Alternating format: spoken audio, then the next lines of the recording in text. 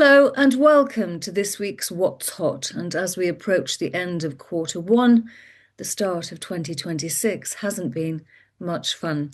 We're talking of conflict and food and energy security. So it was refreshing to speak to the chief executive of Light Science Technologies, who spoke to me about why the company's ag tech business and its food security mandate is seeing an increase in its international exposure.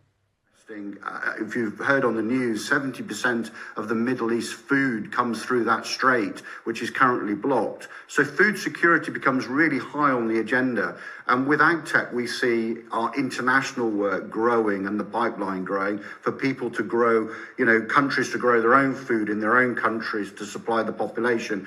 And I think we're going to see a lot more of that. And here's the share price. The dip after the recent fundraise, which secured £6.6 million and paid for Injectaclag, is going to help scale the company's passive fire protection division internationally. Now, it's Easter next week, and this is the time we typically make plans for our outside space and painting and decorating, and the bellwether stock of DIY is B&Q. Now, it's forecast further growth despite a mixed consumer environment. It also posted a jump in full-year profits. The retailer also owns Screwfix in the UK and Castorama and Brico Dépôt on the continent. It saw sales edge up 0.2% in the year to £12.9 billion. I'm just wondering, though, about consumer sentiment, as I know a few delivery drivers and two representing two different companies told me that last week their drops were down by some 20%. So let's look at these supermarkets who do home deliveries. Here's the 3-month chart of Tesco, Ocado, Sainsbury's.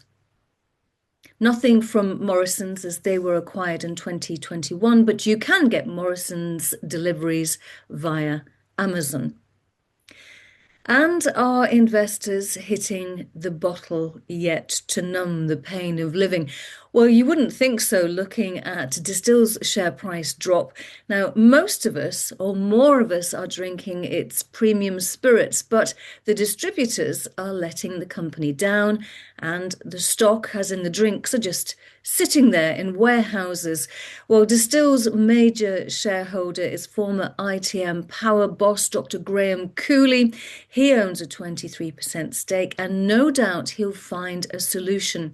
He's a very clever man, as is the chief executive of Easyjet, who says, get the bad news off the front page and people will start to think of holidays that require more flights. Yes, we're going to Spain and Portugal more, but while the conflict continues, Turkey and Cyprus are off the radar. Well, hope you're well. Take care. I'll be back same time next week.